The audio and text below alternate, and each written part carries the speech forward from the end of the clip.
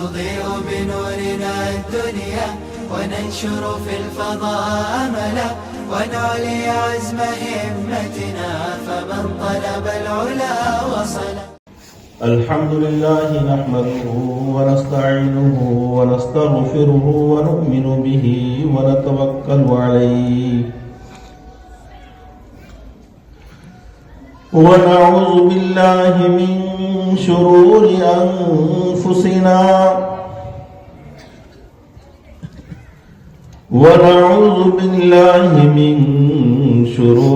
أنفسنا ومن سيئات أعمالنا من يهده الله فلا مضل له ومن يضلله فلا هادي له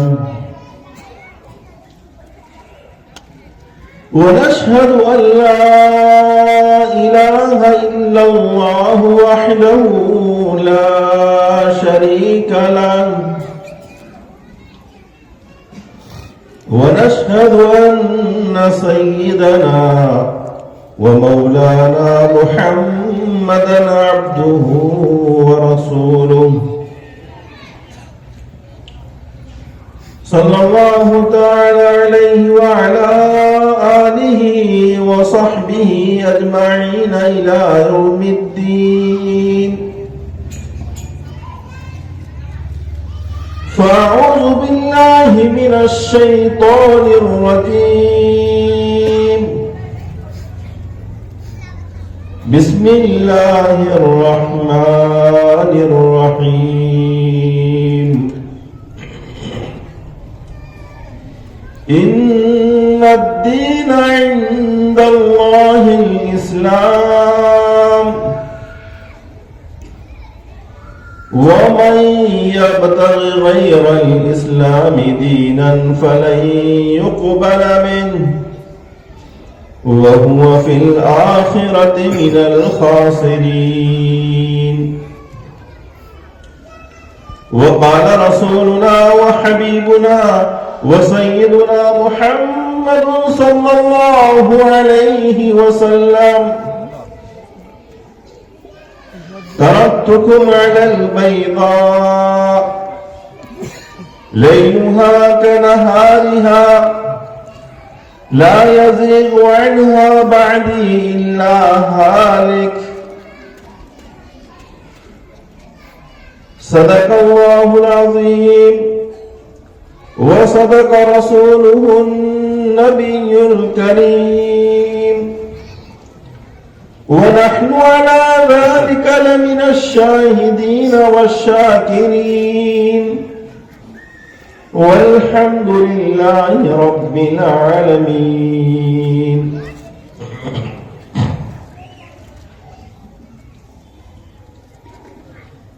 اسٹیج پر جلوہ افروز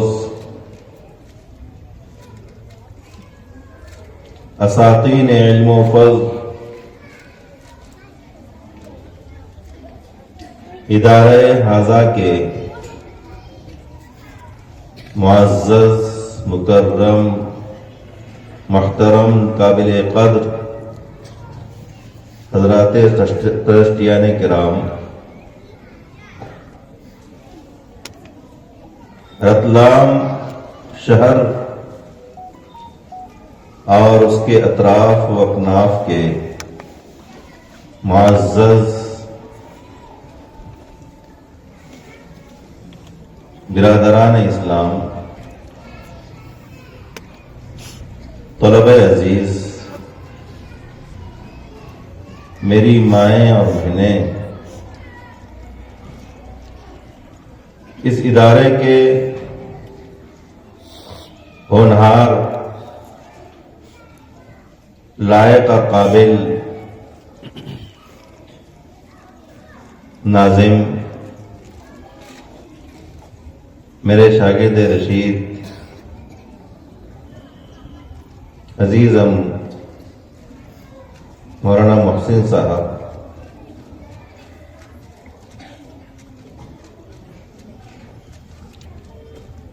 آج کا یہ اجتماع واقعتاً انتہائی عظیم الشان، بابرکت اور پر اثر ہے۔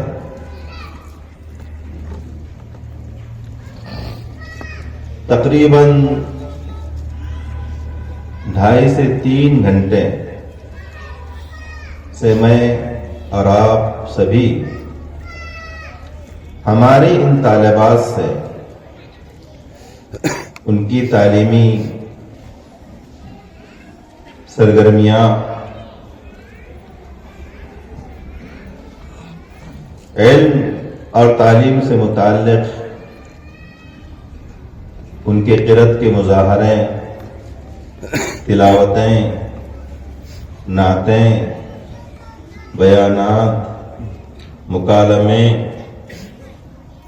سن رہے تھے، اور دل ہی دل میں اس بات کا احساس ہو رہا تھا کہ ہمارا مستقبل اس سرزمین ہند پر، اس ملک میں روشن ہے، تابناک ہے، شاندار ہے، انشاءاللہ۔ کیوں؟ اس لیے کہ ہم اور آپ تو آج ہے، کل نہیں، لیکن اس ملک کا مستقبل کا مسلمان، فیوچر کا، بھوشیہ کا مسلمان یہ بچے اور بچیاں ہی ہیں، اور ان کے اندر اگر یہ شوق، یہ امنگ، یہ ذوق، یہ جذبہ اسلامی تعلیم سے متعلق، میرا اور آپ کے آقا محمد رسول اللہ صلی اللہ علیہ وسلم کی سیرت کو جاننے کا یہ جذبہ اور اس پر عمل اگر یوں ہی جاری رہا، چلتا رہا، ہم کہتے ہیں، کہیں گے اور یہ کہنے میں حق بجانب ہوں گے کہ اس ملک کا مسلم، اس کا فیوچر، اس کا مستقبل روشن ہے۔ ارے بات یاد رکھو، ہماری اور آپ کی حفاظت، ہماری اور آپ کی بقا اگر کسی چیز کے ساتھ وابستہ ہے تو وہ کتاب اللہ اور سنت رسول اللہ سے۔ اللہ پاک نے اپنی کتاب مقدس میں اعلان کیا، اِنَّا نَحْنُ نَزَّلْنَا الذِّكْرَ وَإِنَّا لَهُ لَحَافِظُونَ، کہ ہم ہی نے اس کتاب مقدس کو نازل کیا، اتارا، اور ہم ہی اس کی حفاظت کریں گے۔ مفسرین نے لکھا ہے کہ صرف اللہ نے اپنی کتاب کی حفاظت کا وعدہ نہیں کیا، بلکہ جو قوم بھی،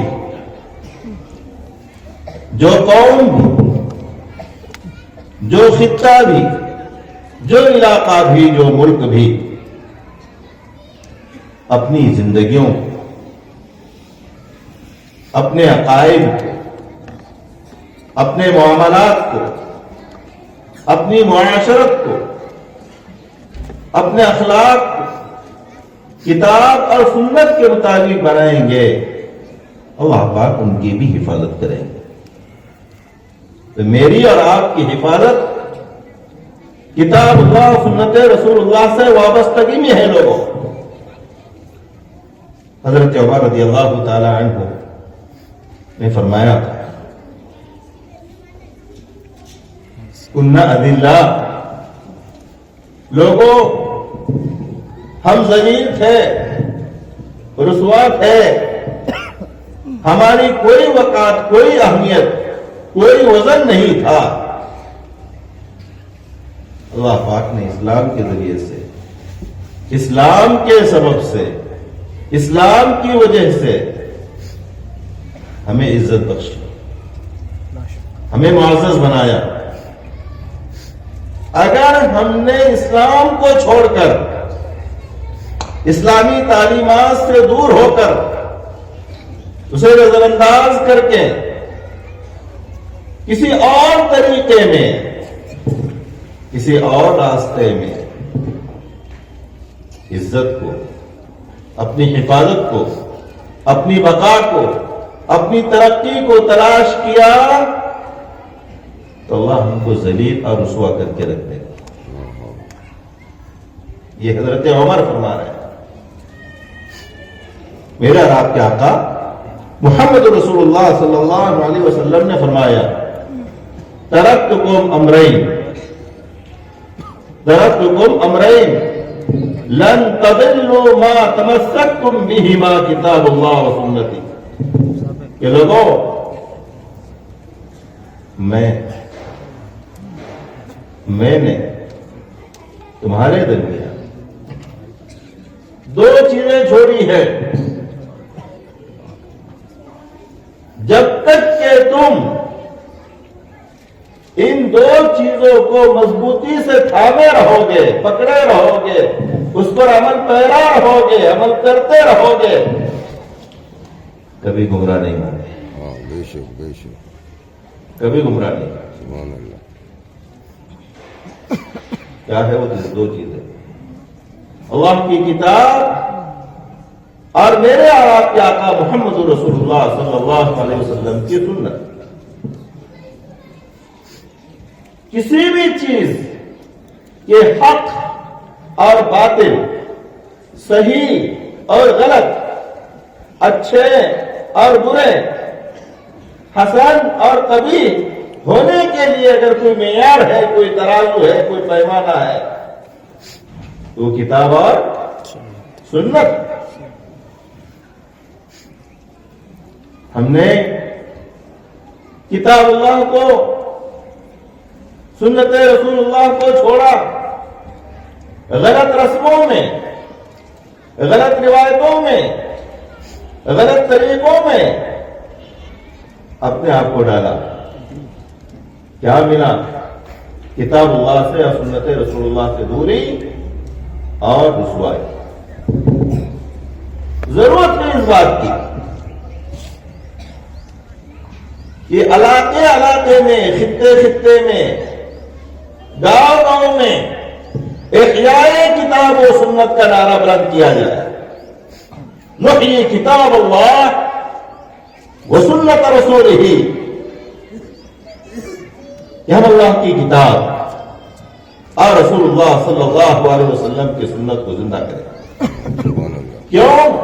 احیاء کتاب، احیاء سنت میں لوگوں ہماری زندگی وابستہ ہے۔ بے شک بے شک۔ یہ دو چیزیں ہماری زندگی میں زندہ رہے گی، ہم بھی زندہ رہے گا۔ یہ دو چیزیں ہمارے پاس سے نکل گئی، ہم زندہ تو رہیں گے لیکن بشکل مردہ، وہ زندگی نہیں ہے۔ ہاں، تو آج کے اس اجلاس سے، اس علاقے میں رہنے والے میرے مسلم بھائیوں سے، میرے ہم مذہبوں سے، ہم کلمہ گو سے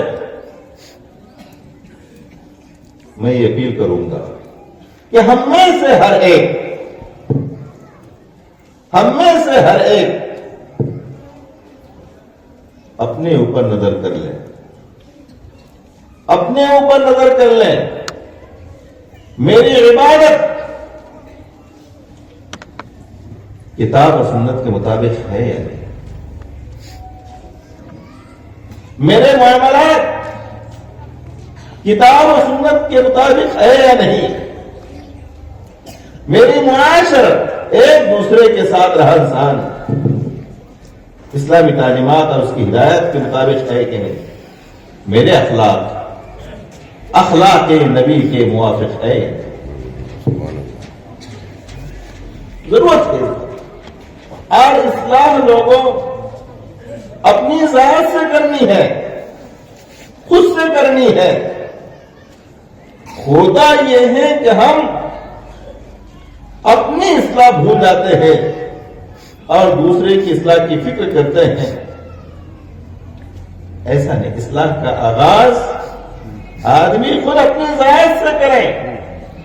اگر آدمی اپنی اصلاح کا آغاز کرتا ہے تو خود بخود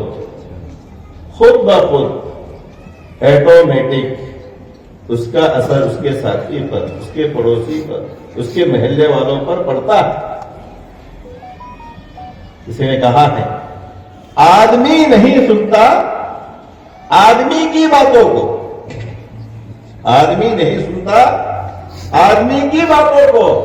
پیکرے عمل بن کر غیب کی صدا بن جا. پیکرے عمل بن کر غیب کی صدا بن جا. یہ بچے ہمیں دیکھتے ہیں, یہ بچے ہمیں دیکھتے ہیں.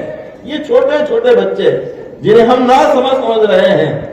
ایسا نہیں ہے, یہ نہ سمجھ نہیں ہے, ابھی سمجھ کے اس معیار کو نہیں پہنچے جہاں جا کر وہ شریعت کے مکلف اور پابند ہو جاتے ہیں. لیکن ان کے اندر بھی سمجھ ہے. اللہ پاک نے ہر چیز کے اندر اس کی ضرورت کے بقدر اور اس کے ضرورت کے مطابق سمجھداری رکھی. قرآن کریم کی آیت ہے وَإِن مِّن شَيْءٍ إِلَّا يُسَبِّحُ بِحَمْدِهِ وَلَٰكِن لَّا تَفْقَهُونَ تَسْبِيحَهُ.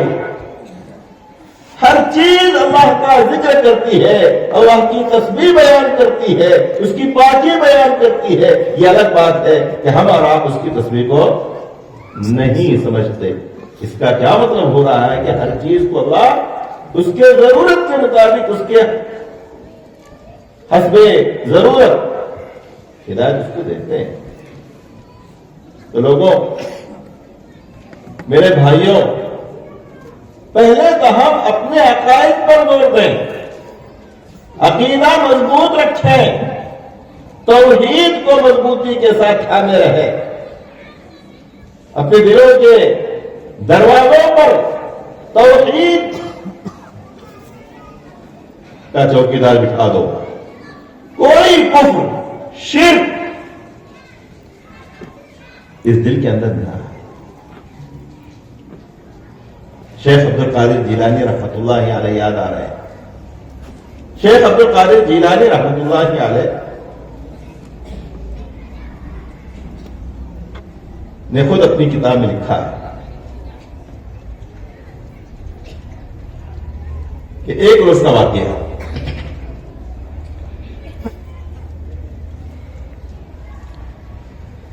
ایک روشنی نمودار ہوئی اور ایسی کہ آسمان کے سب کنارے اس روشنی سے منور ہو گئے.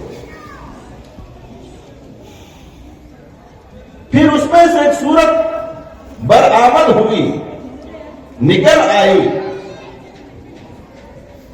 اور وہ مجھے آواز دے کر کہہ رہی ہے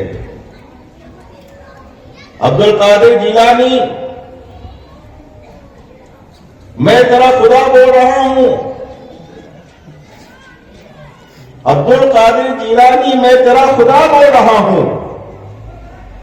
جا, آج سے میں نے تیرے لیے تمام محرمات کو, تمام حرام چیزوں کو حلال کر دیا. شیخ عبد القادر جیلانی رحمت اللہ علیہ زبردست عالم ربانی تھے. سمجھ گئے کہ وہ چیزیں جو اللہ نے حرام کی ہے وہ قیامت تک کے حلال نہیں ہو سکتی, اور جو چیزیں اللہ نے حلال کی ہے میرے بھائیوں وہ قیامت تک کے حرام نہیں ہو سکتی. یہ انہیں یقین تھا. جب یہ آواز سنی تو کہا جا ملعون، دور ہو جا۔ اتنا کہنا تھا، حضرت فرماتے ہیں کہ وہ روشنی غائب ہو گئی، تاریکی میں بدل گئی، اور پھر اس میں سے ایک آواز آئی، عبد القادر، تیرے جیسے 70 صوفیوں کو میں نے گمراہ کر دیا، تیرے جیسے 70 صوفیوں کو میں نے گمراہ کیا، لیکن تجھے تیرے علم نے بچایا۔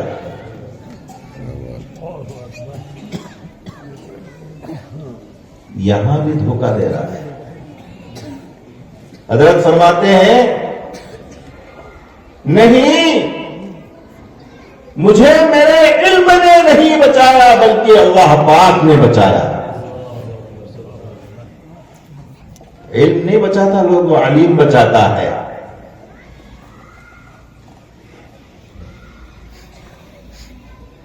بچنے کی نسبت شیطان علم کی طرف کر رہا تھا، اس میں بھی فریب تھا، دھوکہ تھا۔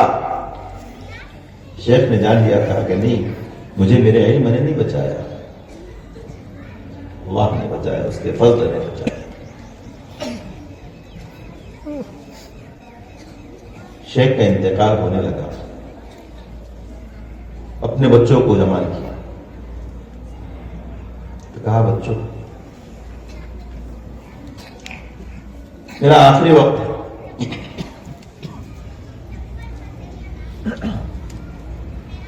بچوں نے کہا کہ ابو جی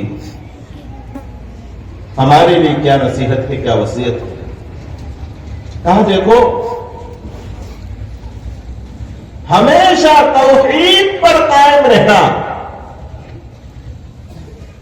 توحید سمجھ رہے ہیں، وحدہ لا شریک لہ، معبود حقیقی،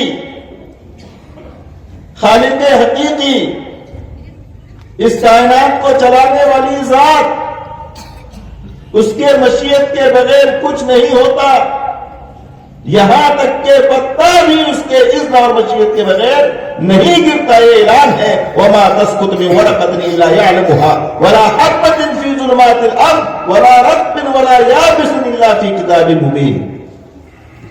کہا بچوں توحید پر قائم رہنا، توحید پر۔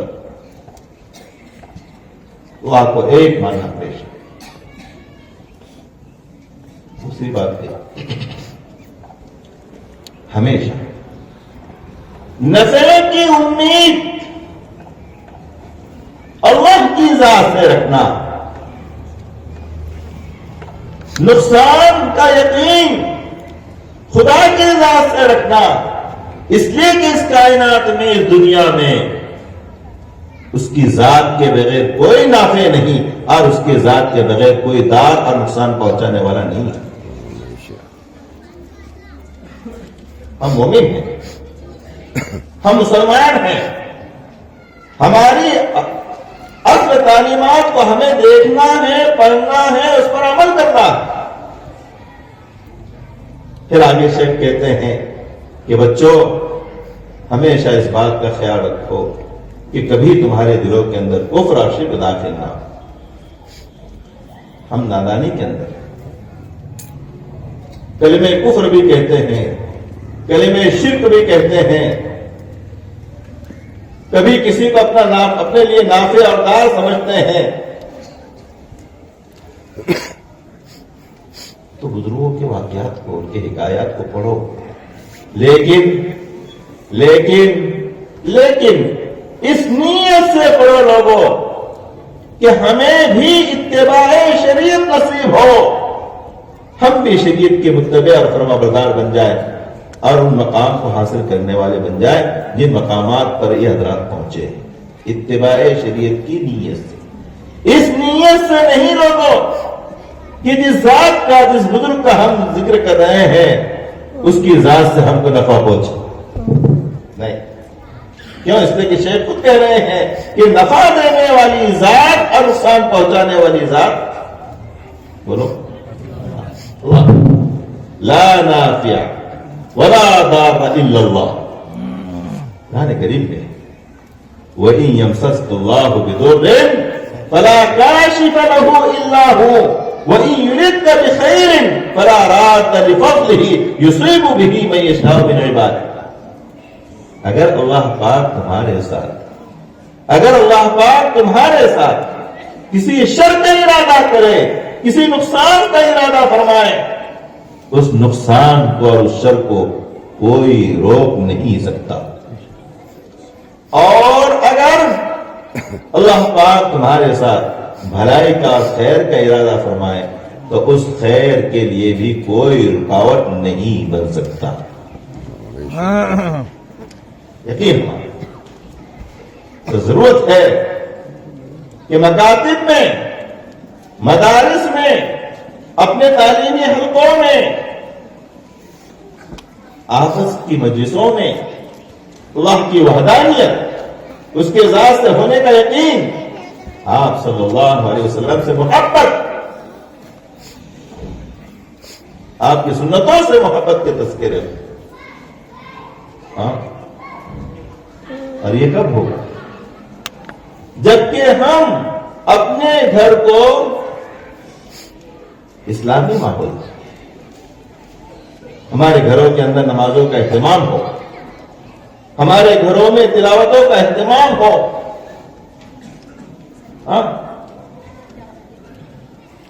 یہ ہمارے خواتین بیچاری، عورتوں میں دینداری کا تناسب زیادہ ہے بنسبت مردوں کے. ایک خاتون بیاہ ہو کر اپنے سسرال آئی، شوہر کوئی مزدوری کا کام کیا کرتا تھا، تو کہا جی نماز پڑھا کرو، نماز پڑھا کرو. اللہ پاک نے نماز میں بڑی برکت رکھی ہے. گھر کا چین، سکون، روزی کی برکت، زندگی کی خوشحالی، معاملات کی ترقی اللہ پاک نے نماز میں رکھی ہے. نماز پڑھا کرو. میرا رات کے آقا محمد رسول اللہ صلی اللہ علیہ وسلم نے فرمایا من صلی الفجر بالجماعہ فهو فی ذمۃ اللہ. جو شخص فجر کی نماز جماعت کے ساتھ ادا کرتا ہے وہ دن بھر کے لیے اللہ کے ذمے میں چلا جاتا ہے. سبحان اللہ. گارنٹی ہو جاتی ہے خدا کی طرف سے، اس کی حفاظت کا سامان ہوتا ہے، اس کی روزی روٹی کا سامان ہو جاتا ہے، نقصان سے بچانے کا سامان ہو جاتا ہے. تو بیوی کہا کرتی ہے جی نماز پڑھا کرو. اللہ کے رسول صلی اللہ علیہ وسلم نے فرمایا نوم الصبح کی یمنع الرزق. صبح کا سونا رزق کے لیے رکاوٹ ہے، روکتا ہے. دوسری جگہ میرے اور آپ کے آقا محمد رسول اللہ صلی اللہ علیہ وسلم نے فرمایا اللہم بارک لی امتی فی بکورہا. اے اللہ میرے امت کے ان افراد کے لیے برکت عطا فرما جو صبح سویرے اٹھتے ہیں. یہ حدیث نبوی. تو وہ تلقین کیا کرتی تھی عجیب فجر کی نماز پڑھا کرو. یہ بندہ اٹھتا نہیں تھا، لیکن مسلسل بار بار ایک بات اگر کہی جاتی ہے تو سامنے والا سوچتا ہے کہ بھئی چلو اتنے دنوں سے اگر بول رہا ہے کوئی، اس کی بات وہ لوگ سمجھ میں آ رہا، اس کے بعد مان لو، اس پر عمل کر لو. تو شام میں جلد سو گیا اور سوچا کہ آج فجر کی نماز میں پڑھوں گا، بیوی کے بات پر عمل کر لوں گا. اذان سے پہلے ہی بیدار ہوا، غسل کیا، کپڑے چینج کیے، ابھی اندھیرا ہی ہے اور مسجد کی طرف چل دیا. راستہ تاریک تھا. 2-4 لوگوں نے اس کو پکڑا، اس کے جیب میں جو روپیہ پیسہ تھا نکال لیا، اوپر سے اس کی پٹائی بھی کی. اب بندے کا رخ مسجد کی طرف ہونے کے بجائے ادھر گھر کی طرف، اور گھر پہ آ کر چیخ رہا ہے، چلا رہا ہے، شور کر رہا ہے، تو بولتی تھی، تو کہتی تھی صبح اٹھا کرو بڑی برکت رہتی ہے، دیکھی برکت جو جیب میں تھا وہ بھی چلا گیا، اور مار مفت میں کھائی۔ وہ سمجھدار خاتون ذہین کہنے لگی کہ میں ابھی بھی کہتی ہوں کہ صبح سویرے جلدی اٹھا کرو، سویرے اٹھنے سے روزی میں برکت رہتی ہے، ابھی بھی کہتی ہوں۔ وہ تم سے پہلے اٹھے تھے، وہ تم سے پہلے اٹھے تھے، چوری کر نہیں سمجھے، لوٹے رہے، وہ لوٹنے والے تم سے پہلے اٹھے تھے۔ اس لیے برکت۔ تو میرے بھائیوں، نمازوں کہتے ہیں، اور آج جو مجھ کو خاص بات کہنی ہے، اپنے بچوں کی دینی اور عصری دونوں تعلیم کی فکر، دینی تعلیم بھی ضروری ہے اور عصری تعلیم بھی ضروری ہے۔ جو قوم اپنا رشتہ تعلیم سے کاٹ دیتی ہے یا کمزور کر لیتی ہے، اس قوم کا سیاسی کوئی مقام نہیں ہوتا۔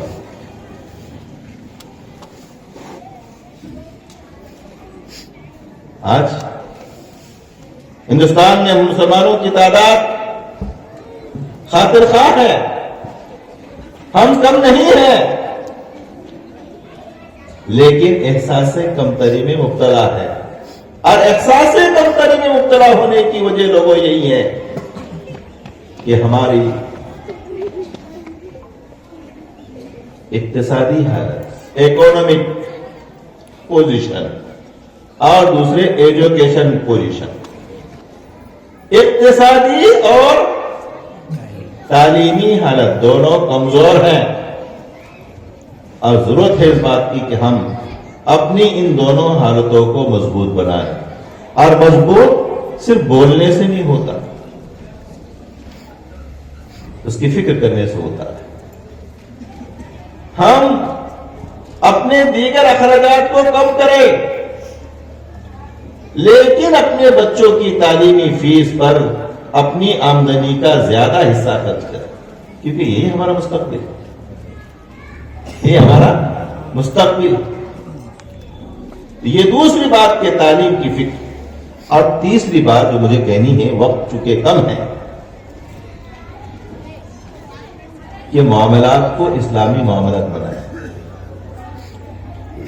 اگر کوئی چیز ہمیں معلوم نہیں ہے کہ یہ جائز ہے یا ناجائز، تو پوچھے پہلے، پھر اس کے بعد کریں، پوچھ کے کریں، کیا بول رہا ہوں، پوچھ کے کریں، حضرات علماء سے، مفتیان کرام سے، کر کے نہ پوچھے، کرتے پھر آگے پوچھتے کہ حضرت ایسا کر لیا، اب وہ تو ہو گیا، تو نے کر لیا، میں پہلے پوچھو، فَاسْأَلُوا أَهْلَ الذِّكْرِ إِن كُنتُمْ لَا تَعْلَمُونَ، پہلے پوچھو اگر آپ کو علم نہیں ہے۔ اور ایک بات سمجھ لو، کل قیامت کے دن یہ عذر نہیں چلے گا کہ ہمیں معلوم نہیں تھا اس واسطے ہم نے یہ کیا، نہیں، الجہل لیس بعذر، جہل، ناواقفیت، نہ معلوم ہونا، یہ قیامت کے دن قابل قبول عذر نہیں ہوگا، اس لیے کہ آپ وقت نکال کر احکام شرع جان سکتے تھے۔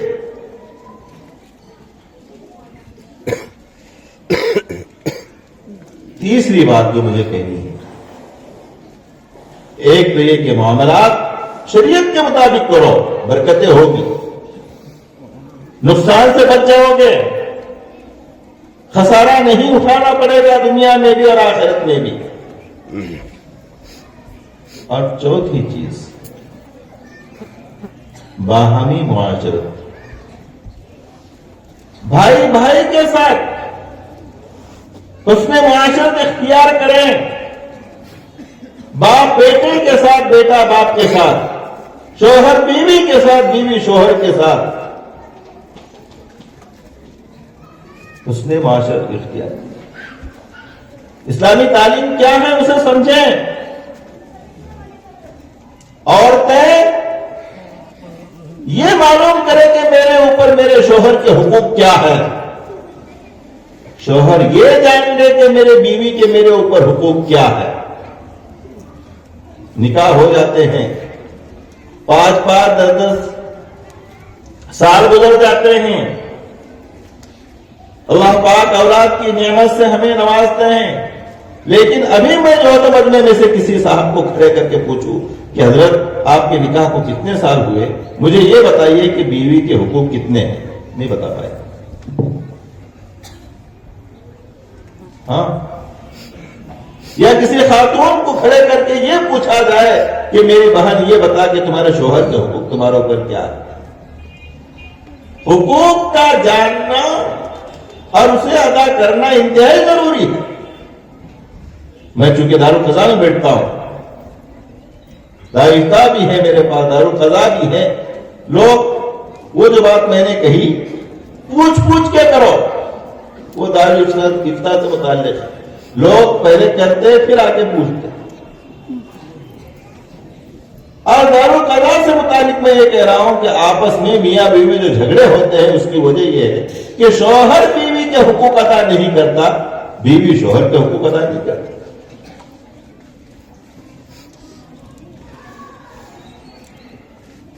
کچھ روز پہلے ایک چیف جسٹس کو پڑھ رہا تھا، اس نے لکھا کہ میں نے 27 سال تک اسلامک جج میں رہا، میرے پورے اس دور کا، اس مدت کا جس میں میں چیف قاضی رہا، خلاصہ یہ ہے کہ گھر تباہ ہوتے ہیں 2 چیزوں سے۔ کتنی چیزوں سے؟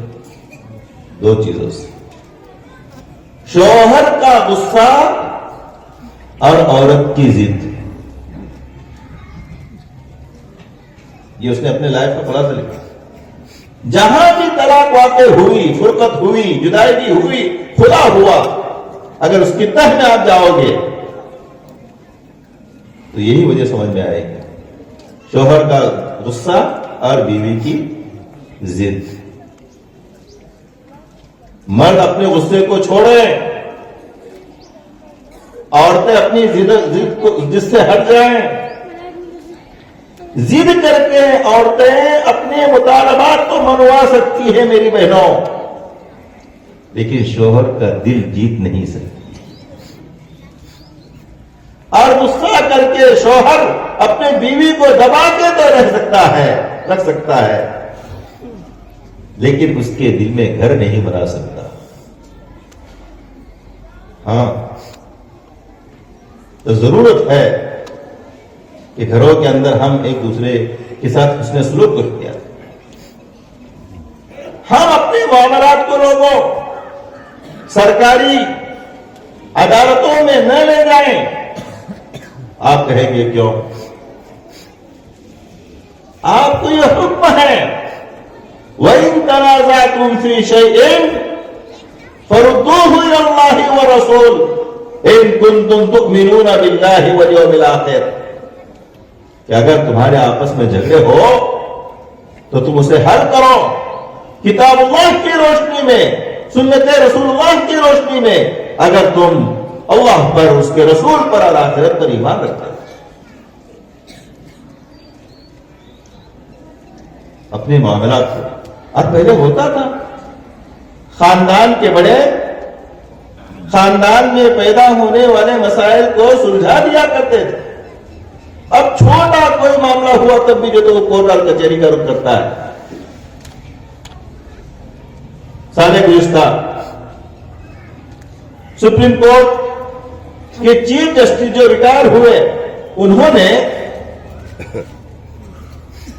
اپنے مضمون میں لکھا کہ ہندوستان کی عدلیہ میں، کورٹوں میں، خود سپریم کورٹ کی بات انہوں نے لکھی تھی کہ اتنے مقدمات پینڈنگ ہے، اتنے کیسز پینڈنگ ہے، تقریباً 2.5 کروڑ سے زیادہ.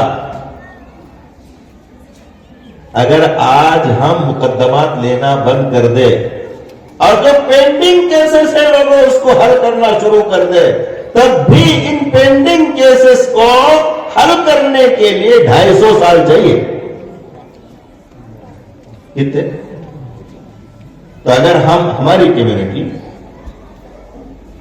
ہم مسلمان اپنے معاملات کو اور کتاب اور سنت کی روشنی میں اپنے بڑوں کے سامنے حل کر لیتے ہیں تو بوجھ کم ہو جائے گا سرکاری ادارتوں کا. اور صرف بوجھ ہی کم نہیں ہوگا بلکہ سرکاری خزانے پر بھی بوجھ کم ہو جائے گا. اس لیے کہ آپ یقین جانیے ایک کیس کو من الاول الی الاخر حل کرنے کے لیے کم از کم 10 لاکھ روپے لگتے ہیں. اور کہاں سے ادا ہوتا ہے؟ سرکاری خزانے سے. تو غرض یہ کہ اور ہمیں تو یہ تعلیم دی گئی ہے کہ ہم اپنے معاملات کو کتاب اور سنت کی روشنی میں حل کریں. مفتی محمود حسن گنگوہی رحمۃ اللہ علیہ فرماتے ہیں کہ مسلمان شریعت سے، دین سے دور ہوا، اس کی وجہ سے یہاں بھی نقصان، وہاں بھی نقصان. باپ کا انتقال ہو گیا، باپ کا انتقال ہوا، باپ نے اپنے پیچھے 2 بیٹوں کو چھوڑا. اب حساب صاف ہے میراث کا، جائیداد کی تقسیم کا. اگر 2 ہی بیٹے ہیں تو باپ کی یہ جائیداد، یہ میراث، یہ ترکہ 2 حصوں میں تقسیم ہوگا. دونوں نے آدھی آدھی زمین آپس میں تقسیم کر لی. منیر کے اوپر ایک پیڑ تھا، ایک جھاڑ تھا، ایک درخت تھا، ایک ٹری تھا. بڑا کہتا ہے کہ یہ پیڑ میرے حصے میں آتا ہے، اور چھوٹا کہتا ہے کہ نہیں، یہ پیڑ میرے حصے میں آتا ہے. اس پر جھگڑا. بڑے نے چھوٹے پر شفقت نہیں کی، چھوٹے نے بڑی کی تعظیم اور توقیر نہیں کی. کوئی اپنے موقع سے پیچھے نہیں ہٹا. مقدمہ داخل حضرت لکھتے ہیں دونوں نے انا پر میں کچھ ہوں کیس واپس نہیں لیا، یہاں تک کہ باپ کے ترکے سے ملی ہوئی یہ دونوں کے پاس جو زمین تھی وہ دونوں زمینیں بیچ کر انہوں نے کیس لڑا. اور جس وقت فیصلہ آتا ہے، ڈیسیژن آتا ہے، تو جج کیا فیصلہ کرتا ہے کہ یہ جو پیڑ ہے اس کو کاٹ کر دونوں بھائی آدھا آدھا لے لیں. حضرت نے لکھا کہ ان دونوں کے پاس اتنا بھی پیسہ نہیں بچا تھا کہ اس کو کاٹتے اور آدھا آدھا لیتے. یہ حال ایسا نہیں ہے، ایسا نہیں ہے. میرے بھائیوں، وقت زیادہ ہوا، پھر کسی موقع سے اگر حاضری ہوئی تو اس عنوان سے حقوق پر ہم بات کریں گے. ہمیں چاہیے کہ ہم ایک دوسرے کے حقوق کو جانیں، اور صرف جاننا نہیں ہے بلکہ اس کو وَاتَّقُوا كُلَّ ذِي حَقٍّ حَقَّهُ. یہ تعلیم ہے ہماری. ہر صاحب حق کو اس کا حق دو، ہر صاحب حق کو اس کا حق دو. ہر اخلاق، اچھے اخلاق سے پیش آنا، چاہے مسلم ہو چاہے غیر مسلم ہو، ہر کسی کے ساتھ حسن اخلاق سے پیش آنا، یہ ہماری تعلیم ہے. جانوروں کے ساتھ بھی حسن سلوک کی اسلام نے تعلیم دی میرے بھائی. تو چاہے کہ انسان، میرا آپ کیا تھا محمد رسول اللہ صلی اللہ علیہ وسلم نے فرمایا خیر الناس من ينفع الناس. تم میں بہترین انسان وہ ہے جس کی ذات سے لوگوں کو فائدہ پہنچے. یہ نہیں کہا خیر المسلمین، کیا کہا خیر الناس. تم میں لوگوں میں بہترین انسان، مسلمانوں میں نہیں، لوگوں میں. اور لوگوں کا اطلاق سب کمیونٹیوں پر ہوتا ہے. تمام قبائل پر ہوتا ہے، چاہے ہندو ہو، مسلم ہو، سکھ ہو، عیسائی۔ بہترین انسان وہ ہے جس کی ذات سے دوسروں کو فائدہ پہنچے۔ تو اپنے ذات کو نافع بنائیں، اپنی ذات سے دوسروں کو فائدہ پہنچا، اور صرف مسلم نہیں کہہ رہا ہوں میں، انسانیت کو فائدہ پہنچا۔ انسانیت کیوں؟ اس لیے کہ میرا اور آپ کے آقا محمد رسول اللہ رحمت للعالمین تھے۔ آپ کی تعلیمات پوری انسانیت کے لیے ہے۔ کیوں؟ اس لیے کہ سب کا خدا ایک ہے۔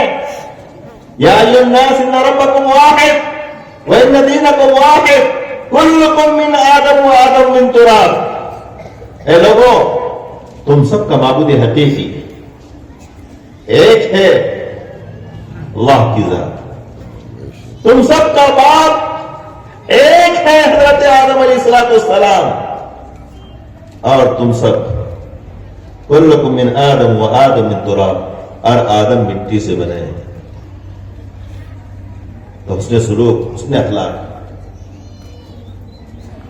میرا اور آپ کے آقا محمد رسول اللہ صلی اللہ علیہ وسلم نے فرمایا ان رجل لا يدرك درجة قائم الليل وصائم النهار بحسن خلقه۔ انسان اپنے اچھے اخلاق سے، اچھے کیریکٹر سے رات کو تہجد پڑھنے والے اور دن کو روزہ رکھنے والے کا ثواب پاتا ہے۔ تو صرف ثواب تہجد میں ہی ہے، یا روزے میں ہی ہے، یا حج میں ہی ہے، یا عمرے میں ہی ہے؟ ایسا نہیں ہے لوگوں۔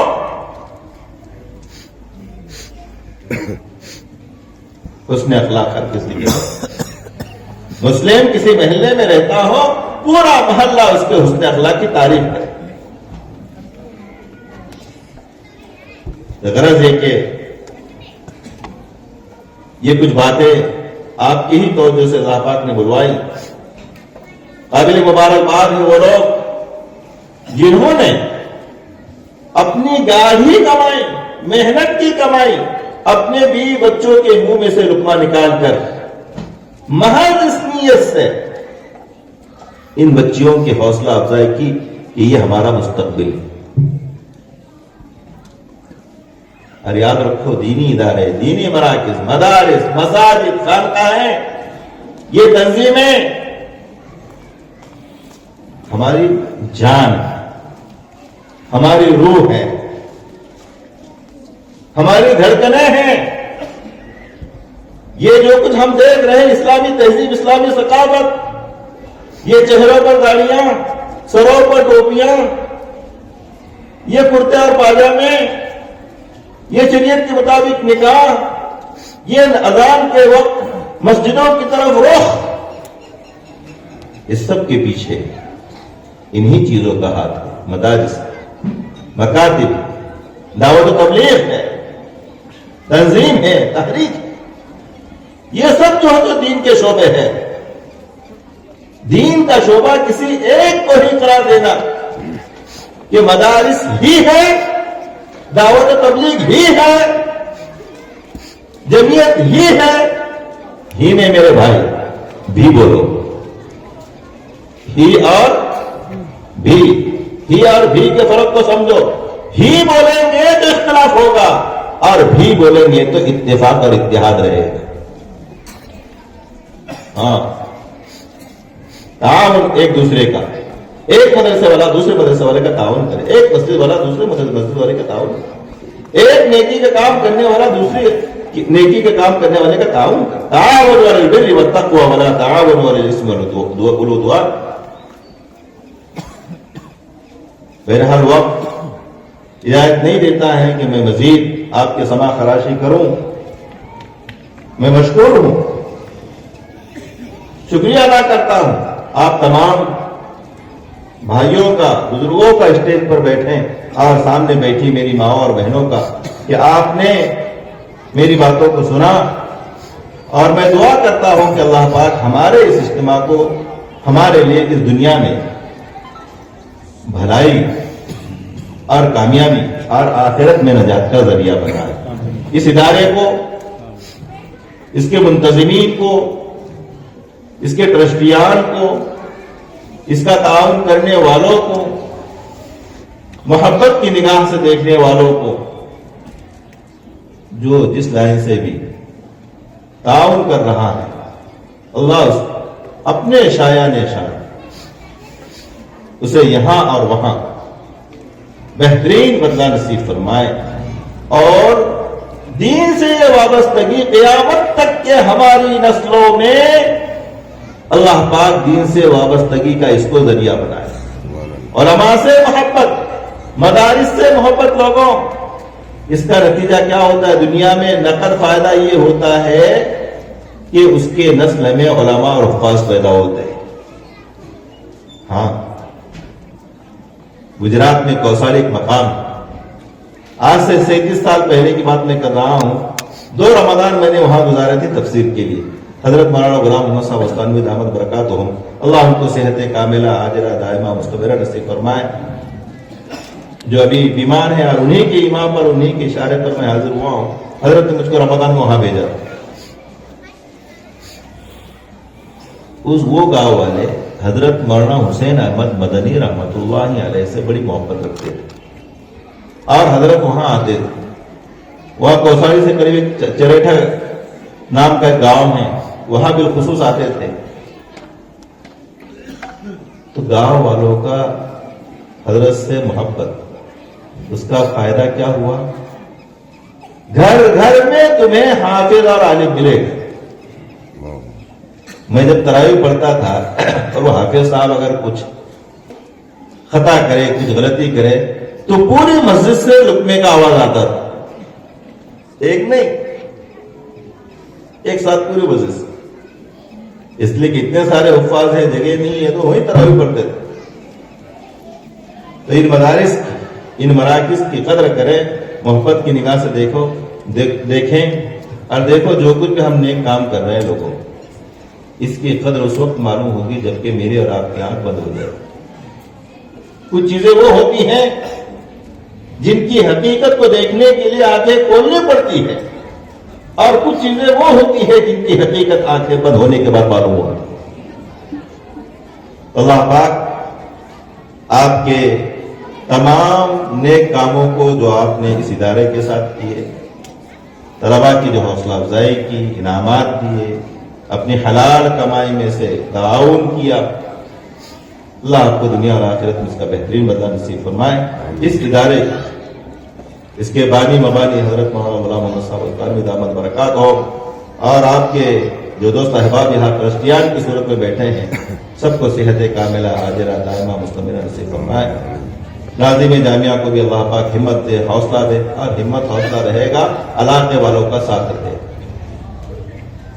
کریں گے نا ویسے تعاون انشاءاللہ، بڑھ چڑھ کر تعاون کرے، دعا کرے کہ اللہ پاک اس طرح کے اداروں کو پروان چڑھائے، اس لیے کہ ان کی بقا ہماری بقا ہے، ان کی حفاظت ہماری حفاظت ہے، ثقافت اسلامی کی حفاظت ہے۔ اللہ پاک مجھے بھی، آپ کو بھی کہنے سننے سے زیادہ عمل کے توفیق پر رحمت فرمائے۔